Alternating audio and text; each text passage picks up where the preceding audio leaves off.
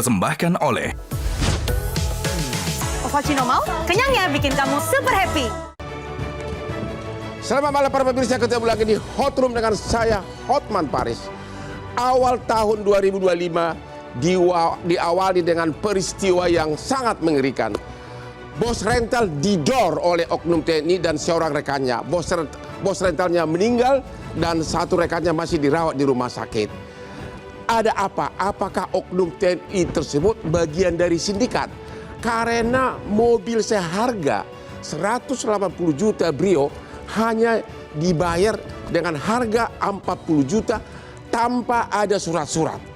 Semula si korban meminta bantuan polisi tapi ditolak. Akhirnya berusaha menyelamatkan mobilnya sendiri tapi berakhir dengan didor.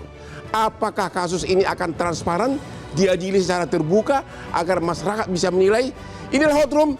Bos rental didor, hukum jangan kendor.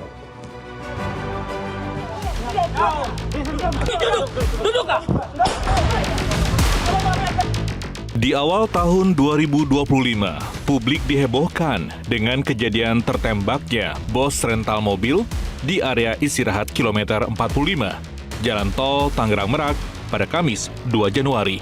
Akibat kejadian tersebut, bos pemilik rental mobil bernama Ilyas Abdurrahman tewas tertembak. Sementara seorang rekannya, yaitu Ramli Abu Bakar, juga kritis. Sebelum penembakan terjadi, anak korban, yaitu Muhammad Agam, telah melapor ke Polsek Cinangka guna meminta pendampingan terkait penggelapan yang mereka alami. Permintaan itu disampaikan setelah mereka menerima ancaman dari salah satu pelaku yang menodongkan senjata api kepadanya. Namun permintaan pendampingan itu ternyata ditolak dengan alasan Agam tidak bisa menunjukkan legalitas dari kendaraan yang digelapkan. Merasa tidak mendapat respons, Agam bersama tim akhirnya mengejar sendiri pelaku penggelapan mobil hingga peristiwa penembakan itu terjadi. Sementara itu, Panglima Komando Armada TNI Angkatan Laut, Laksamana Madya Denny Hendrata mengatakan, jika 2 dari 3 anggota TNI AL merupakan oknum anggota Komando Pasukan Katak atau Kopaska. Dan penyidikan sementara penembakan dilakukan lantaran untuk membela diri. Meski demikian, ketiganya telah ditetapkan sebagai tersangka dan ditahan di Pusat Polisi Militer TNI Angkatan Laut. Akankah kasus ini diusut secara transparan? Apakah penggunaan senjata api oleh prajurit juga akan lebih diperketat?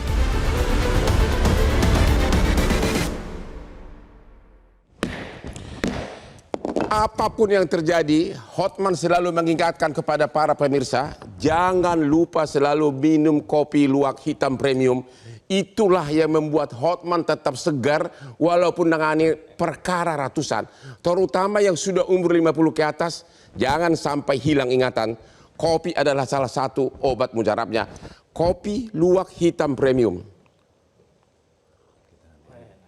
Ingat itu Pak Tito. Oke. Pak Rizky, pertama turut berduka cita, Anda adalah anak kandung dari korban. Bisa ceritakan kejadiannya langsung aja. Yang kita tahu Anda menyewakan kepada seseorang, tahu-tahu GPS mobilnya hilang, akhirnya Anda melakukan pengejaran. Ya, biar singkat langsung. Waktu Anda melakukan pengejaran, kemana pertama dikejar? Waktu awal pengejaran, saya melakukan pengejaran itu di Saketi Pandeglang, Pak Teman. Pandeglang. Dan ketika kita sudah menyergap mobil kami itu, Brio, lalu ayah saya dan tim turun menanyakan, dapat dari manakah mobil ini? Ya. Ketika itu langsung dari dalam mobil Brio itu sudah menodongkan pistol, Bang Hotman. Jadi pertama kali sudah ditodongkan pistol? Sudah ditodongkan pistol. Kok kata pimpinannya tadi Pak Laksamana katanya membela diri, pertama kali sudah ditodongkan pistol? Betul, Bang Hotman. Terus? Lalu pada saat itu ayah saya langsung mengajak untuk baik-baik dan mengobrol dulu kepada pelaku ini untuk ngobrol di samping tukang kopi itu, Bang Hotman. Berapa orang waktu itu pelaku ini semuanya? Yang saya tahu pada saat di mobil Brio itu ada 2 orang. Anda berapa orang? Saya 7 orang. 7 orang? 7 orang. Terus? Lalu ketika dia menodongkan pistol pada kami, pada ayah saya melakukan pembiaran karena ayah saya warga sipil dan tidak membawa senjata api, begitu Ya, Bang Hotman. tidak melawan. Tidak melawan. Ya. Kemudian datanglah mobil Sigra itu Bang Hotman. Mobil dari Mobil mereka Sigra. juga? Saya belum tahu itu mobil dia. Jadi ketika dia datang, langsung dia memepet dan ketika melakukan pembiaran itu, mobil beliau tersebut kabur dan Sigra itu bukannya langsung ikut kabur, tapi dengan sengaja menabrakkan tim rental. Dengan kita, sengaja Bang Hotman. menabrak mobil kalian? Sampai tim saya itu terjatuh dan... Halo Pak Laksamana, dengar ini. Di awal sudah ditodongkan pistol dan juga ditabrak mobilnya. Pak Laksamana, dengarkan ini. Terus? Lalu pada saat itu kita tetap melakukan pengejaran, Ya. tapi sambil berinisiatif bagaimana caranya mengambil mobil kami ini. Sedangkan mobil yang yang membawa Brio ini sudah memiliki senjata api. Ya. Akhirnya pada saat di Pantai Carita, Pantai Anyer, dia berhenti sejenak 15-20 menitan. Lalu saya berinisiatif mencari polsek atau polres terdekat. Ya. Kemudian ketika kita sampai di polsek adalah Polsek Cinangka itu Bang Hotman. Ya. Lalu ayah saya datang bertemu dengan petugas yang piket malam-malam itu, menceritakan kronologi Minta bantuan lah. minta bantuan. Terus? Minta bantuan pendampingan minta bantuan gitu? pendampingan karena mobil saya dibawa kabur dan GPS sudah dicabut. Kemudian yang membawa mobil saya ini membawa senjata api. Jadi, Ya. ini benar-benar sangat urgensi sekali Bang Hotman. Ya. Akhirnya ditolak, alasannya apa? Mereka menduga kami ini dari leasing. Diduga leasing. Langsung dibantahkan oleh ayah saya bahwa kami ini dari rental mobil, pemilik mobilnya langsung dan membawa bukti-bukti Oke, kepemilikan alasannya mobil. ditolak akhirnya apa? Ditolak karena apa? Karena mereka pernah menangani kasus ini, tetapi dari leasing Bang Hotman. Ya, padahal kalian sudah juga bukan dari leasing. Bukan dari akhirnya leasing. ditolak dan kalian akhirnya melakukan pengejaran sendiri. Iya betul. Jadi sebelum pengejaran itu, ayah saya menawarkan imbalan untuk pendampingan ayah saya. Di Polsek, Di Polsek untuk mendampingi gitu. Cinangka itu betul.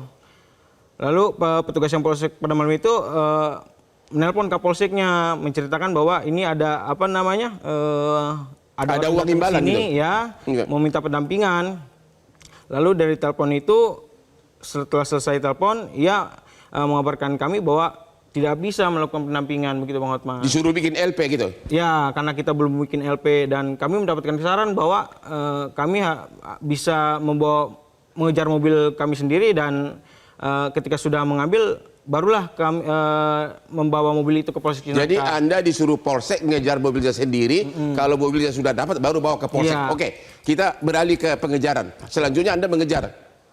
Waktu itu kita sudah bilang bahwa mobil Brio itu memiliki senjata api. Ya oke lah. Tapi Anggaplah kita beralih karena masih panjang ini. Siap. Akhirnya Anda gagal dari Polsek berangkat mengejar. mengejar ke- GPS masih hidup satu. masih hidup. Ya. Jadi Terus?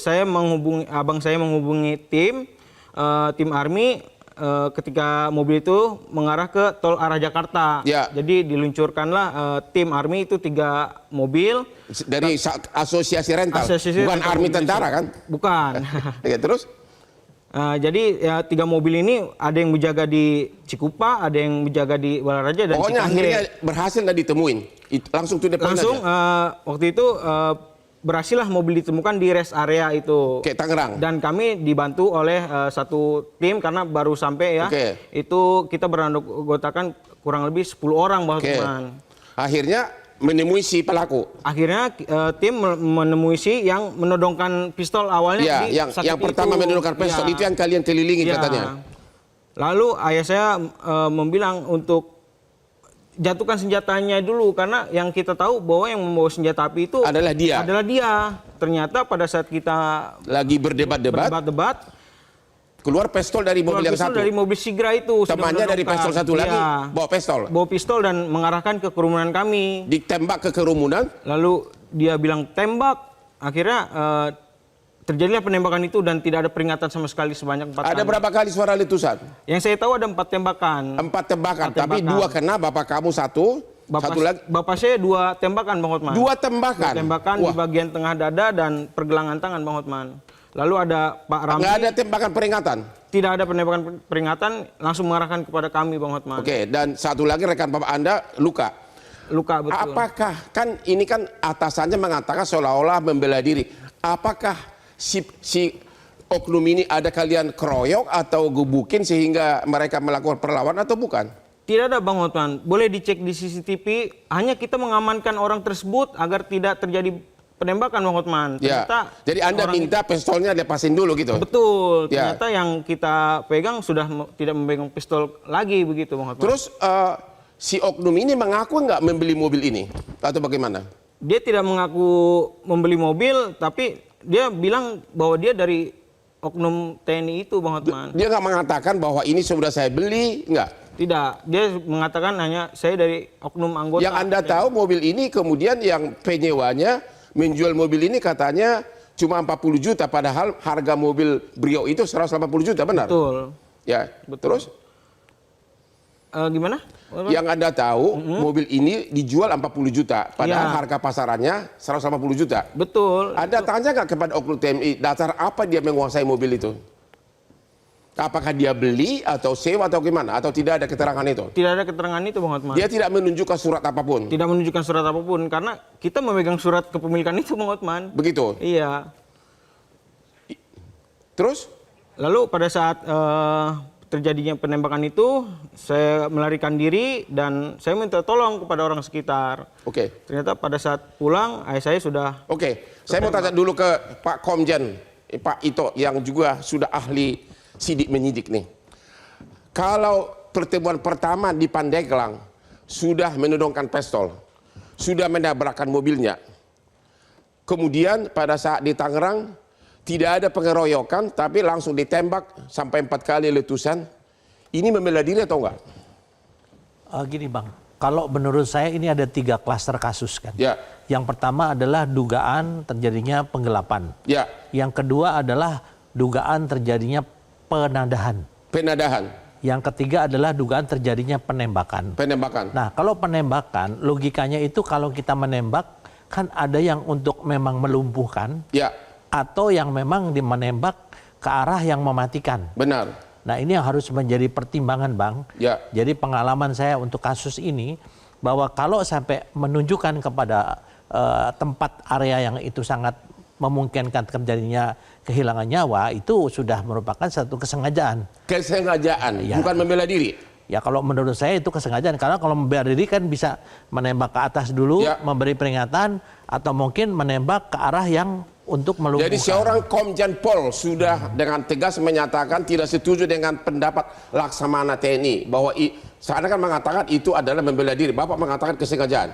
Ya kalau saya kan tidak tahu pemeriksaan di Ya. TNI sana Pak ya, karena mereka tentunya juga memiliki alibi kan. Nah, Ya. alibi ini kan harus disesuaikan dengan kondisi yang sebetulnya. Ya. Saya kira mungkin dari teman-teman TNI juga mereka juga akan mendalami kembali.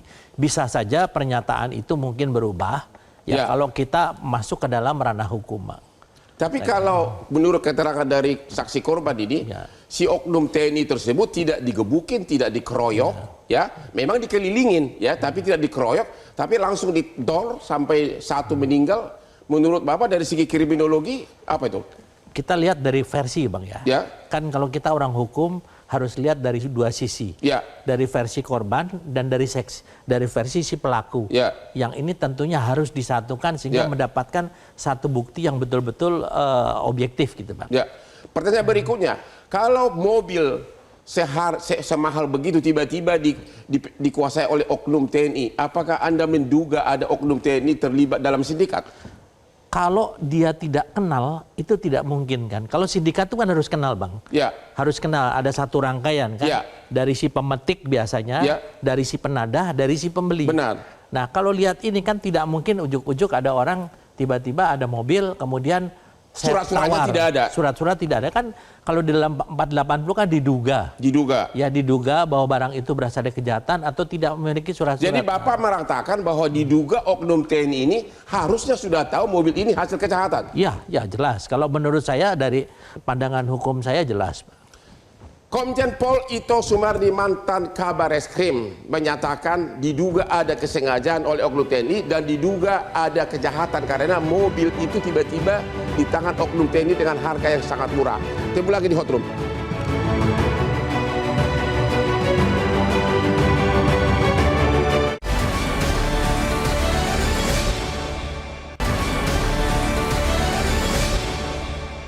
dipersembahkan oleh Ovaltino mau? Kenyangnya bikin kamu super happy. Sebelum kita ke DPR, saya mau tanya dulu Kompolnas. Oknum Polsek itu katanya sudah ditindak atasannya. Apakah menurut Bapak tindakan yang salah, tidak memberikan perlindungan yang sedang butuh pertolongan? Izin Bang, Ya. pertama mumpung Anda putranya, kami Kompolnas mengucapkan bela-sungkawa. Semoga ayahanda tercinta mendapatkan tempat terbaik di sisi Allah Subhanahu wa Ta'ala. Izin Bang Hotman, Ya. sebetulnya kepolisian di level manapun juga, apakah Polsek, Polres maupun Polda, itu mereka wajib hukumnya melayani masyarakat. Ya. Karena mereka tugasnya adalah penegak hukum, pemelihara ketertiban, pelindung, pelayan, pengayom masyarakat, Bang.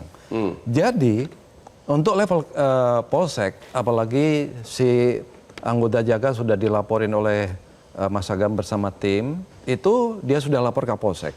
Mestinya Pak Kapolsek bisa memberikan perkiraan, kalau memang dia butuh kekuatan, dia bisa kontak kanitnya. Benar. Kanitnya, apakah kanit Resintel, apakah kanit Sabara, kemudian ada juga Polsek tetangga, atau dia juga punya Bebin Kamtimas. Ya. Kemudian kalau itu pun masih belum cukup, dia bisa menelpon kesatuan atasan. Kapolres.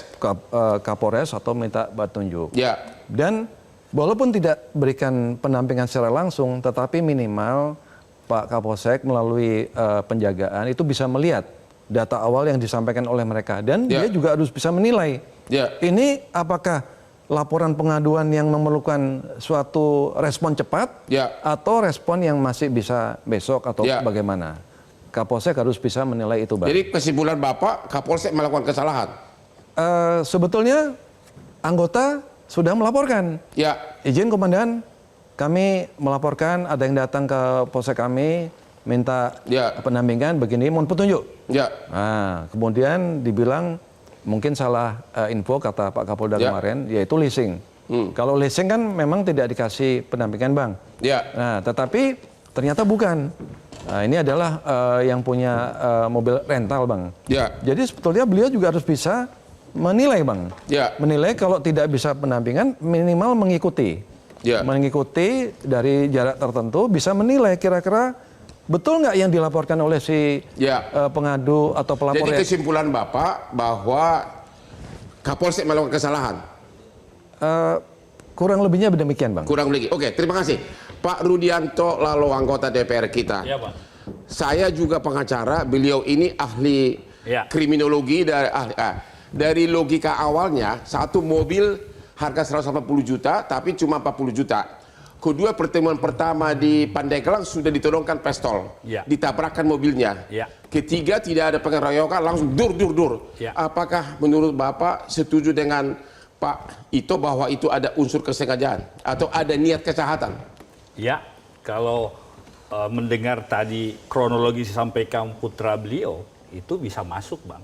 Masa masuk? Kesengajaan. Karena tidak ada tembakan peringatan misalnya. Bahkan di pertemuan pertama di Pandeglang sudah ditunjukkan ada. pistol. Sudah ditunjukkan pistol. Makanya yang saya catatan kritis saya sebenarnya, Bang, Ya. kepada Kapolsek ini, Polsek Ya. ini kan menarik. Ya. Menariknya adalah negara harusnya melindungi warga negara. Ya.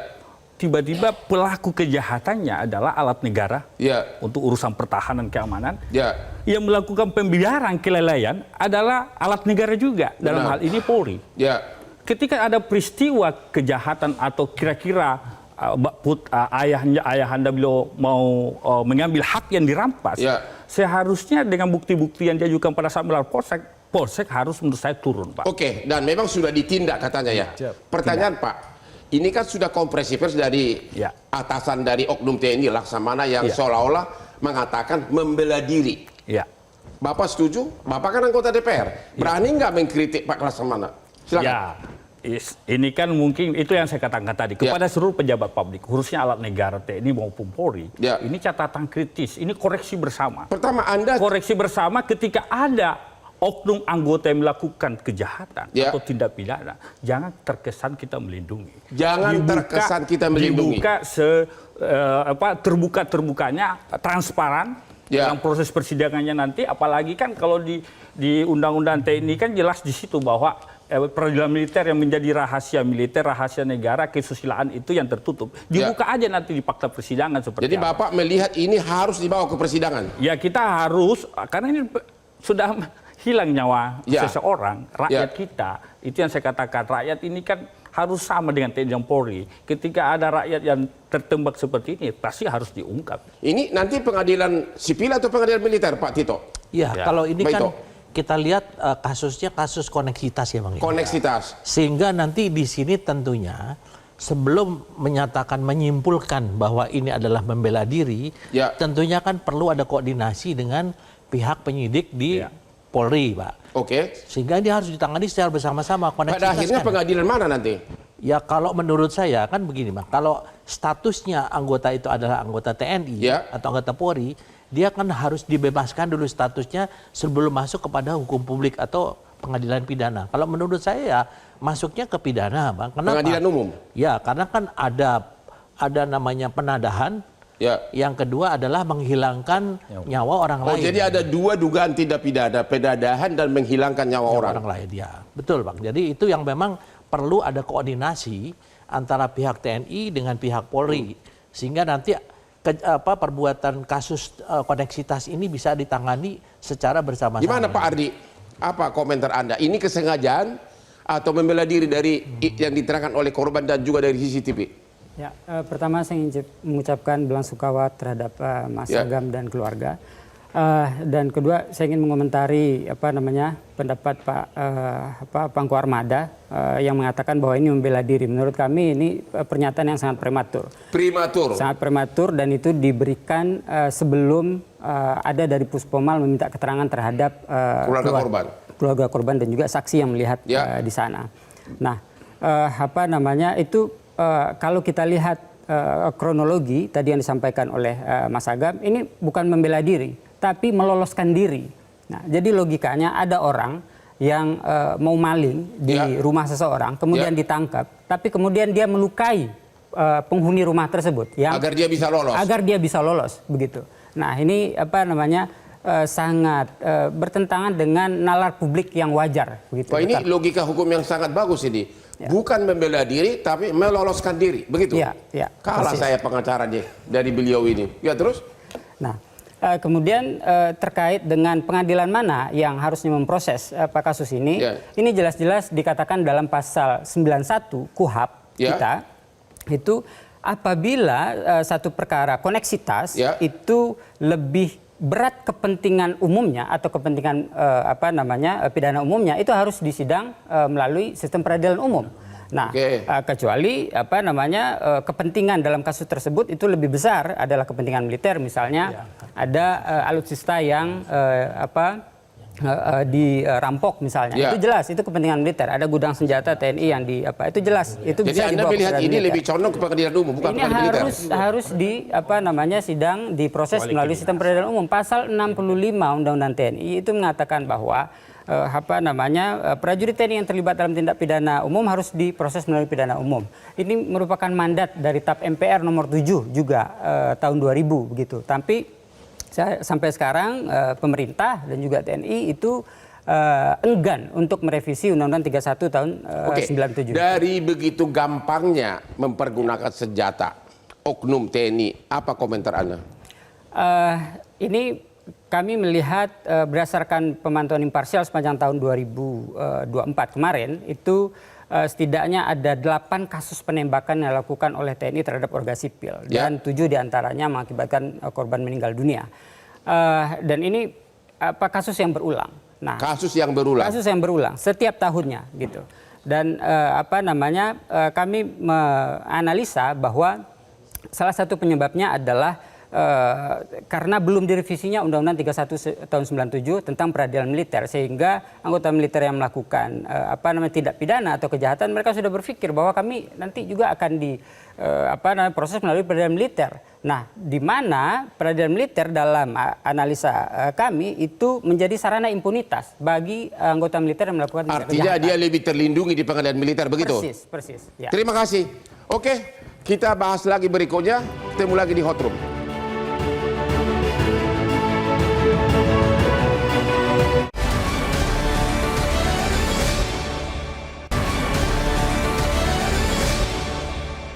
dipersembahkan oleh Ovaltino mau? Kenyangnya bikin kamu super happy. Ketemu lagi di Hot Room. Pak Ito, Bapak umur berapa sekarang? 72. 72. Nasihat saya Pak, sering-seringlah minum kopi luwak hitam premium. Itu akan memperkuat daya ingat. Saya udah ketemu dengan banyak keluarga yang amnesia.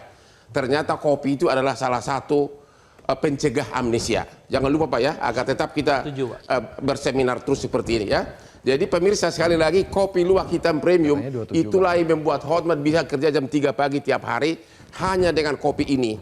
Dan saya mengalahkan lawan-lawannya. Bahkan saya 25 tahun jadi pengacaranya Pak Prabowo, presiden kita. Memang rasanya mantap banget. Mantap banget Pak ya. Pak Rizky, waktu penembakan tersebut Anda di mana waktu itu? Anda ikut mengelilingi oknum TNI itu atau di luar lingkaran? Ya, pada saat itu saya memang berada di kerumunan itu dan saya yang memvideokan Bang Hotman. Kamu memvideokan? Ya. Anda dari rombongan Anda tidak ada yang memukul oknum TNI, tidak ada? Ada satu tim saya menoel si pelaku ini karena dia meluapkan emosinya pada saat disakiti dia yang ditabrak itu Bang Hotman. Kenapa? Oh, yang mobilnya ditabrak? Ya, yang terus? Penabrakan di Hotman itu mungkin dia meluapkan kekesalannya jadi ditowel begitu aja Bang Hotman. Ditowel gimana? Ya, digituin. Karena mobilnya ditabrak dulu? Dianya yang ditabrak Bang Hotman. Ya, dulu mobilnya ditabrak oleh oknum TNI itu di Pandeglang. Ya. Sesudah ketemu ditowel sama dia gitu. Ya, betul. Terus? Tiba-tiba dor-dor dari mobil sebelah yang adalah rekannya. Betul. Terus saya sudah bunyi dor-dor, bapakmu di mana? Anda apa yang terjadi? Waktu itu saya langsung melarikan diri Bang Hotman karena menyelamatkan diri begitu saya lari ke belakang Indomaret. Belakang Indomaret terus? Lalu saya meminta pertolongan ke orang sekitar, tidak ada yang menolong, akhirnya saya kembali lagi ke Indomaret itu. Ternyata mobil saya dan Sigra itu pun melarikan diri. Sudah kabur? Sudah kabur. Mobil Anda sudah dibawa kabur dan mobil Sigra? Iya, betul. Ya, terus Anda melihat apa? Melihat Pak Ramli sudah jatuh, terkapar dan minta tolong. Pak Ramli yang rekan Bapak? Rekan Bapak dan abang saya keluar dari Indomaret mengatakan kena tembak. Akhirnya saya melihat ke Indomaret, ternyata saya shock banget. Ternyata ayah saya sendiri yang terkena tembakan Bang Hotman. Terus bapakmu waktu itu gimana? Anda lihat apa? Ayah saya sudah terkapar jatuh Bang Hotman, sudah darahnya sudah keluar banyak dan saya langsung membuka baju saya telanjang untuk menutupi luka tembak ayah saya begitu. Dan katanya langsung di dadanya ya? Langsung di dadanya dan itu tembus sampai belakang Bang Hotman.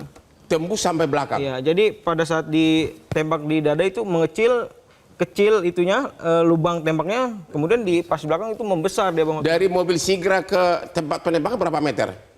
Itu sekitar 2 sampai 3 meter aja Bang Hotman. Langsung mengarah ke kerumunan kita gitu. Dan itu tidak ada penembakan awal, peringatan sama sekali, ditembakkanlah 4 kali tembakan mengarah ke kerumunan kita gitu. Gitu. Jadi 4 kali tembakan tapi dua ke bapakmu ada berapa tembakan kena? Ada 2 tembakan di bagian tengah dada dan pergelangan tangan Bang Hotman. Terus satu lagi korban di bagian apa? Bagian perut kanan berarti dan bahu. Jadi 4 tembakan itu semua kena sasaran?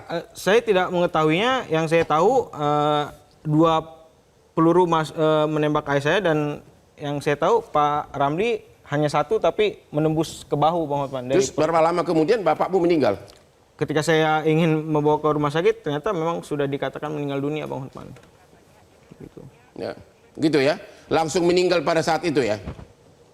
Meninggal di perjalanan pas di detak jantung memang sudah tidak ada Bang Hotman, sudah dinyatakan meninggal dunia. Turut berduka cita. Ya. Pak Kompolnas, agar lebih fair, baik secara undang-undang maupun secara fair trial, Bapak lebih condong kemana? Diadili pengadilan umum atau pengadilan militer?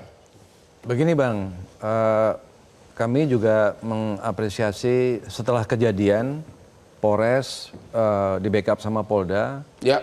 Kita sama-sama tahu mendapatkan si penyewa, penyewa mobil yang pertama. Sudah dapat ya? Sudah dapat Bang. Oke, sudah ditahan? Sudah ditahan Bang. Iya, sudah ditahan. Oke, terus? Dan kemudian karena terindikasi laporan dari putra korban, yang ada oknum TNI, Ya. kan sudah bisa bekerja sama dengan Puspom TNI AL, Bang. Ya. Dan sudah ada beberapa yang ditahan. Ya. Penjelasan dari Panglima Komando tadi. Ya. Nah, jadi menurut pendapat kami, pertama adalah dilaksanakan yang ditangkap, yang nyewa mobil ini dulu, Bang, kena pasal penggelapan. Misalnya Tapi demikian. kan harus diadili bersamaan, nggak bisa ditunda salah satu. Itu nanti koordinasi dengan Puspom TNI AL, Bang. Maksud saya, apakah pada akhirnya menurut Bapak yang oknum TNI diadili di mana?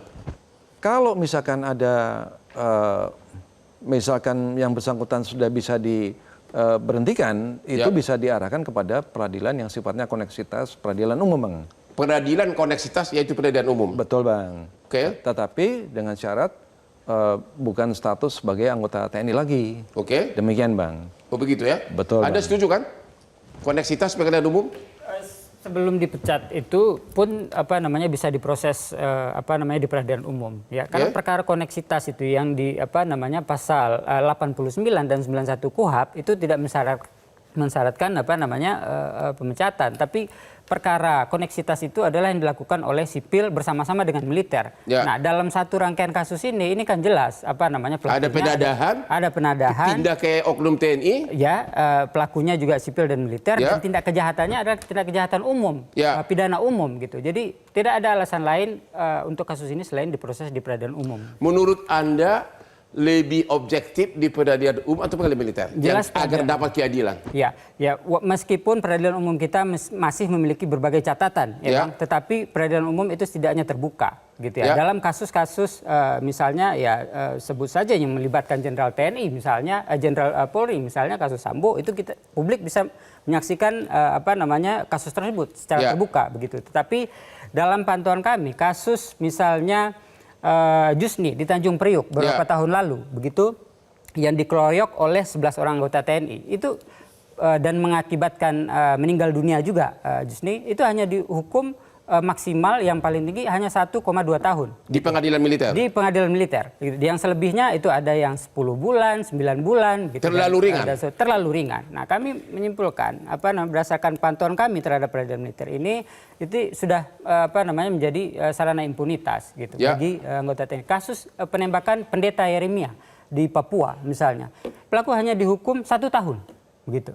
3 orang itu juga melalui. Jadi ada pertanyaan, ada wacana sebaiknya diadili di pengadilan umum, lebih objektif. Oke, kita istirahat dulu. Nanti sesi terakhir kita akan berdiskusi lagi dan saran-saran dari para narsum.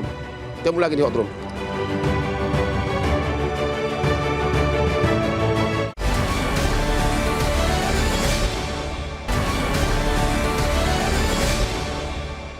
Dipersembahkan oleh Ovaltino mau, kenyangnya bikin kamu super happy. Ketemu lagi di Hot Room. Di segmen terakhir ini kita akan minta saran-saran dari para narsum. Pertama kepada Rizky Agam, anak dari almarhum. Apa himbauan Anda kepada Panglima Armada yang secara sepertinya prematur mengatakan membela diri anak buahnya?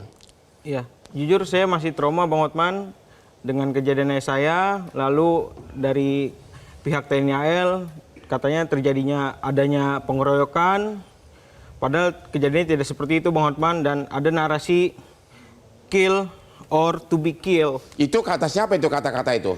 Kata pihak TNI AL. Waktu konferensi pers mengatakan kill or to be killed. Iya, dibunuh atau membunuh. Rasanya narasi ini tidak pantas dihadapkan ke kami, Bang Hotman, sebagai korban. Kami ini rakyat biasa, Bang Roman, tidak dibekali senjata. Bagaimana bisa?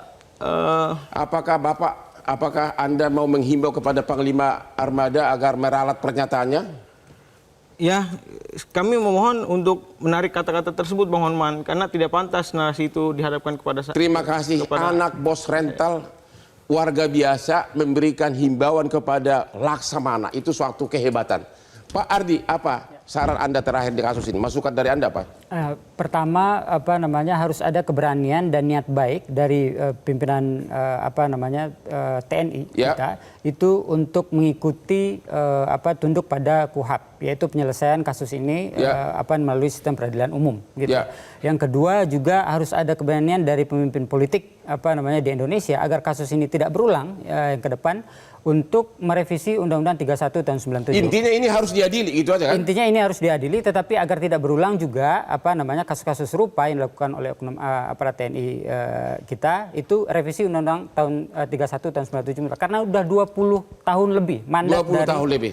Undang-Undang 34. Terima kasih Pak Ardi. Terima kasih Pak Ito. Apa saran Bapak kepada Panglima, kepada aparat hukum Indonesia ini? Iya, pertama Bang, kasus ini kan adalah dugaan kasus kejahatan koneksitas. Kejahatan koneksitas. Tapi perlu dibuktikan dulu keterkaitan antara pelaku penembakan dengan pelaku-pelaku lain yang diamankan. Oleh karena itu, saran kami mungkin perlu dibentuk satgas untuk penyidikan Pak secara gabungan. Secara gabungan. Secara gabungan. Itu pernah kita lakukan waktu kasus mafia pajak. Jadi kita bersama-sama dengan, karena ini dua institusi misalnya Polri, kemudian institusi TNI. Alangkah baiknya kalau ada satgas untuk penyidikan gabungan dan dibuka secara transparan sehingga masyarakat betul-betul bisa. Tapi sekali lagi saya tanya, Bapak sebagai mantan Kabar Eskrim yang sudah puluhan tahun dalam dunia penyidikan, Bapak dari segi teori ilmiah hukum pidana, Bapak melihat bahwa memang di sini ada dugaan unsur kejahatan oleh oknum TNI tersebut.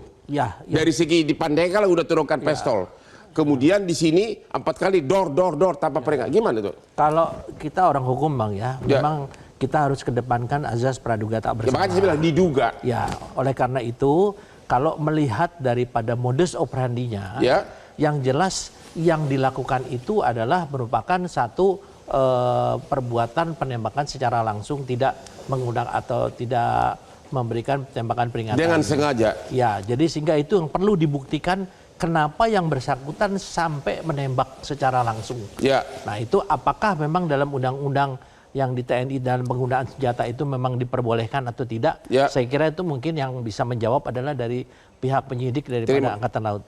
Pak Rudianto, DPR kita, apa masukan Anda kepada Panglima Armada dan juga kepada pihak-pihak terkait? Yang pertama, saya di Komisi 3 Bang, mitra saya Polri, ini catatan saja. Perlu ada penyadaran pemahaman Perkap nomor 7 tahun 2022 bahwa yang namanya dilarang anggota Polri, pejabat Polri menolak pengaduan laporan. Jadi itu terhadap orang yang minta perlindungan, rakyat minta perlindungan dilarang menolak. Artinya seandainya ini didampingi, polisi turun bisa saja tidak terjadi. Tidak terjadi. Ini sumber awalnya kan di situ. Kita berharap ke depan anggota Polri di Polsek, Polres agar setiap laporan masyarakat haram hukumnya ditolak. Haram hukumnya ditolak. Harus diterima dan ditindaklanjuti. Manakala peristiwa itu sedang terjadi tindak kejahatannya, seketika langsung polisi datang. Jangan kejahatan sudah selesai, polisi datang. Kan tidak seperti itu. Itu namanya lelucon Bang. Nah, makanya kita dorong seperti itu. Kebetulan kalau Polri mitra saya Bang. Kalau soal TNI mitra Komisi 1 DPR. Yang pasti saya mengatakan mengutip asas hukum, fiat justitia par mundo calpopuna par esto. Keadilan harus ditegakkan. Hukuman harus setimpal dengan perbuatan. Jadi yang berhak memanggil TNI termasuk Panglima Armada di DPR Komisi 1? Komisi 1 DPR Bang. Kalau Komisi 1 DPR. Tapi kalau catatan Polri Komisi 3 Bang. Oh begitu. Siap, Bang. Apakah nanti Anda akan mengusulkan kepada Komisi 1 agar pimpinan TNI dipanggil? Ya, yang pastikan itu kewenangan kawan-kawan di Komisi 1 melihat peristiwa ini seperti apa. Begitu. Kami hanya di Komisi 3 memberi catatan bahwa ini peristiwa bermula seandainya pelapor ini diterima aduannya, mungkin saja peristiwa ini tidak terjadi Bang. Itu catatan kita kepada Polri. Oke Bang. Kompolnas, apa masukan, pesan-pesan, saran dari Bapak?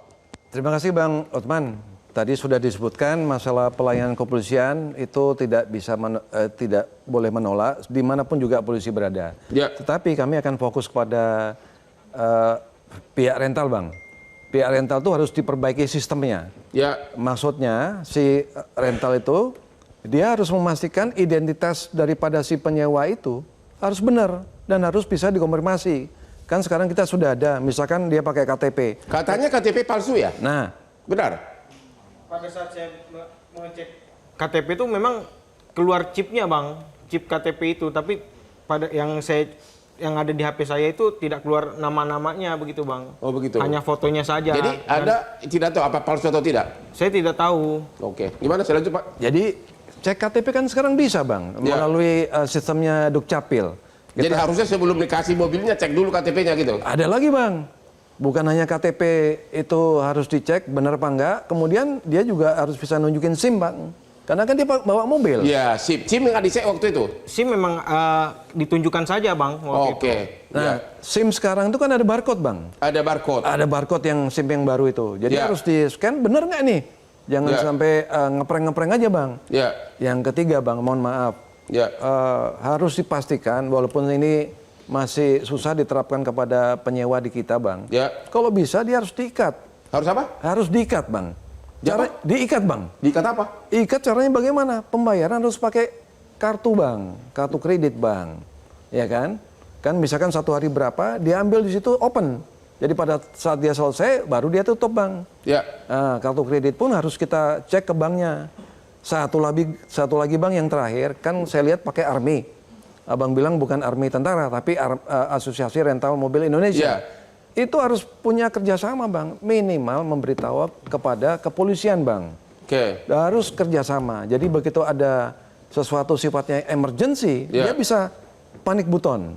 Di wilayah ini ada kejadian yang memerlukan pertolongan segera. Demikian, tapi bang. gimana dengan pernyataan Panglima Armada bahwa uang 40 juta itu hanya DP? Kan mobilnya kan 140 juta. Betul. Kalau hanya DP, tapi surat-surat mobil pun tidak ada yang, kan biasanya kan pembeli ada surat-surat mobilnya dong. Betul. Menurut Anda apakah ada dasarnya itu ngomong begitu? Nah begini bang, kita kan sebagai penyidik itu kan harus paham bang. Harus paham, 40 juta kan bukan uang kecil. Paling tidak harus ada pegangan. Makanya, jadi harus orang 40 juta tapi tidak ada surat-surat berarti ada sesuatu diduga nggak beres gitu kan? Betul bang, berarti bisa dilihat ada terkandung niat bang. Ada niat? Niat bang, kan kalau di bahasa hukum kata senior saya ada mens rea bang, ya kan? Saya mau tanya sekarang, Bapak berani nggak mengatakan terlalu prematur Panglima Armada mengatakan itu hanya uang muka? Saya berani terlalu prematur, kalau Bapak gimana? Bang, uang muka kalau cuma DP itu pun pakai kwitansi bang. Pakai kwitansi, DP, apalagi pasti minta STNK-nya mana? Betul, ini 40 juta bang. Bukan semua duit. Mengatakan itu terlalu prematur ya. Bapak Panglima Armada mudah-mudahan mendengarkan omongan para ahli ini dan kita mengharapkan kasus ini diadili secara transparan di pengadilan agar orang semua melihat termasuk di zaman pemerintahan Prabowo ini hukum ditegakkan. Demikianlah akhir dari diskusi kita. Jangan lupa menonton Hot Room setiap hari Rabu jam 9 karena hanya di sinilah hostnya yang ahli hukum. Sampai ketemu lagi. Sini Pak.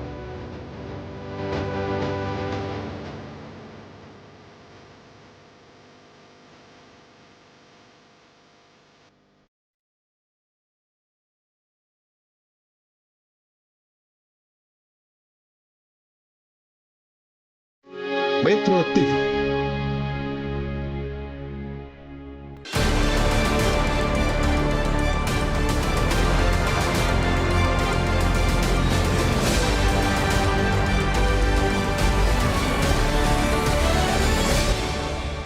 Jelajahi cara baru mendapatkan informasi. Download Metro TV Extend sekarang.